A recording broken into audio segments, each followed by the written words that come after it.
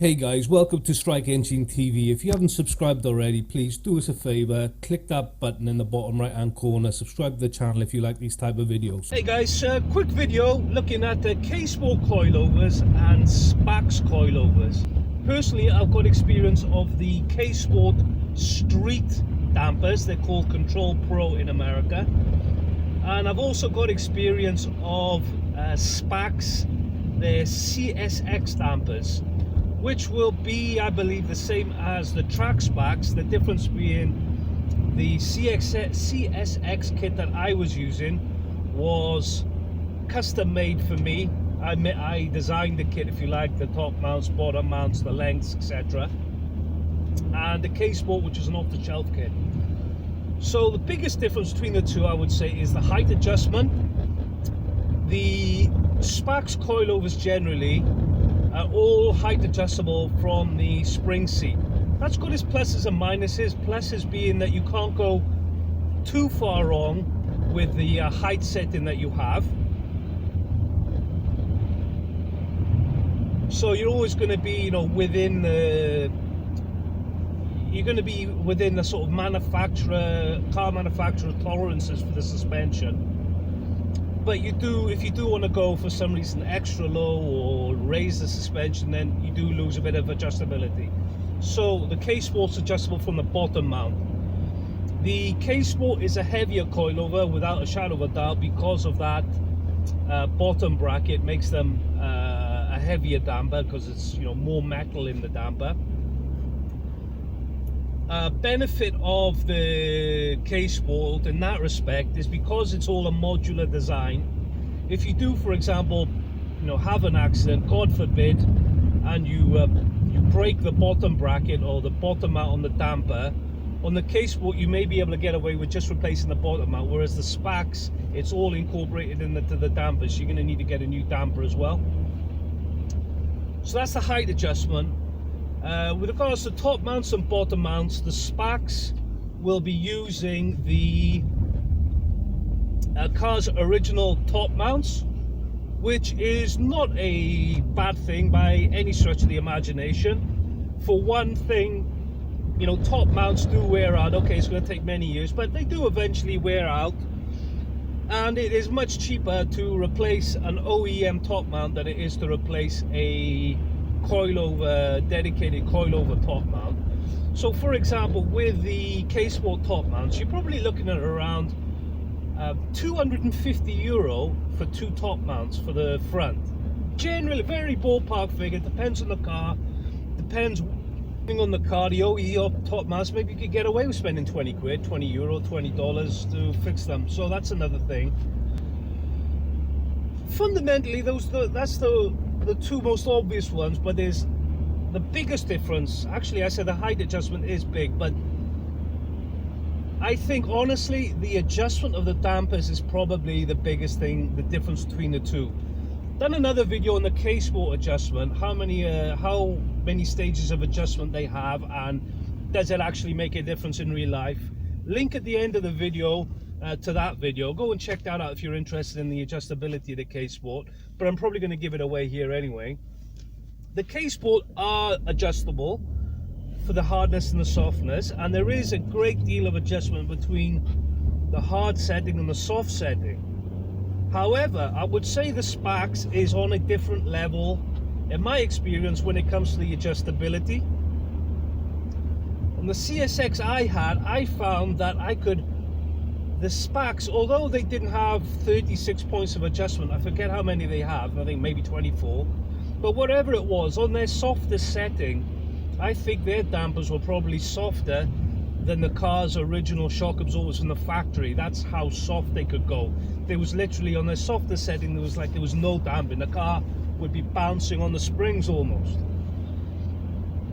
And from that, if you put the Spax on their hardest setting, it was almost, completely rigid. It was like rock hard. So from that respect, the Spax has a far greater range of adjustment than, I would say, not just the KSport, than probably any other coilover out there. I can't imagine a coilover having more adjustment than the Spax, because basically it goes from zero damping to rigid damper, and you can't get better than that. So that's the damping. The Spax beats the KSport for sure. Customizability. So with the Spax, the CSX, you choose your own springs. So you could, if you're building your own kit, then you can choose whatever springs you want. The RSX kits, I'm pretty sure Spax will let you choose any spring that you want, but they're going to tell you that we recommend you use this spring rate. And unless you know for a fact that the spring rate they're giving is not optimum for you, I would just go with their recommendation. I mean, they are very good at what they do. So with regards to spring adjustability, like the Spax, I think you can have more or less what you want. The KSport, they want to keep you within 2 kilograms per millimeter of their settings. Otherwise, they'll say that the kits are not covered by a warranty. So just bear that in mind. Plus, they charge you extra to have the custom springs. I think it's around $60, 60 euro. Could be a lot more than that, but say 60 to 100 to cover the different springs to what they recommend on your dampers. Also, another thing to mention about the Spax versus the KSport. The Spax, you can customize the valving that you have inside the damper, which you cannot do with the KSport. And what do I mean by that? I mean that you can tell them what ratio you want in the damper, bump versus rebound. I'll just change it down to second here, guys, because I've got very little grip. You can they have salted, to be fair.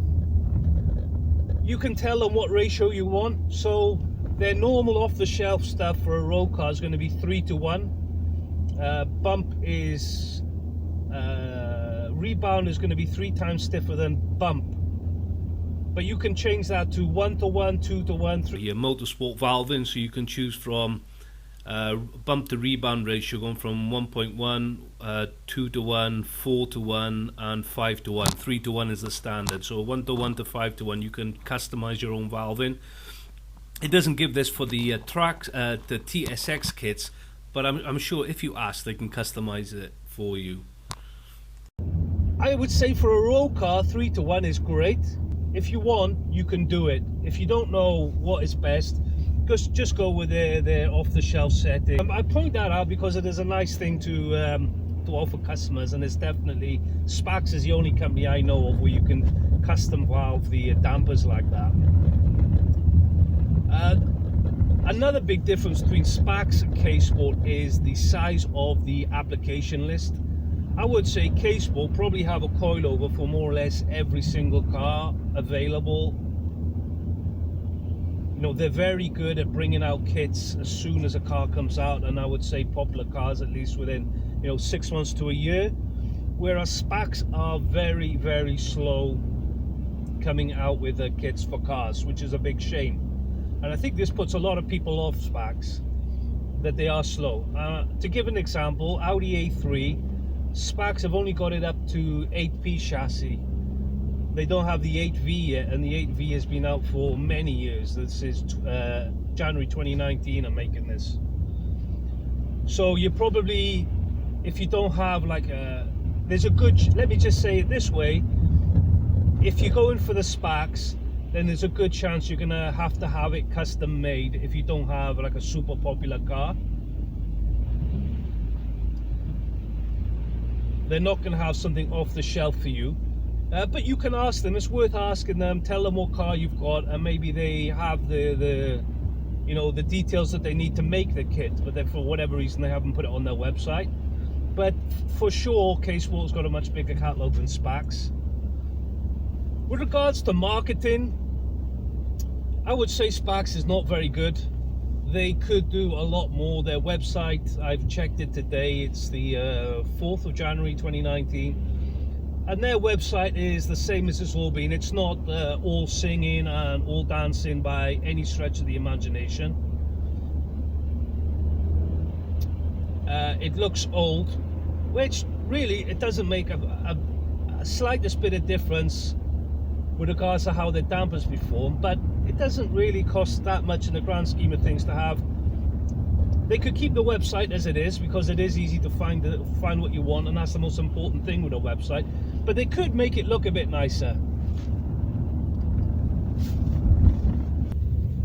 if you know what I mean. KSport, on the other hand, again, a functional website, not so great. The marketing that they do generally in the UK is good. They've got a good distributor in the UK, and KSport have also got a good distributor in the USA also. So it gives the brand, you know, the extra cachet, arguably the cachet that they deserve anyway, because it is a good product. But Spax, I think they do let themselves down in that respect. So that's all the differences I can think of at the moment, guys. So that's the difference between KSport and Spax. So it's all swings and roundabouts, guys. It's very difficult to say like this one is better than this one, because there's so many things to take into consideration.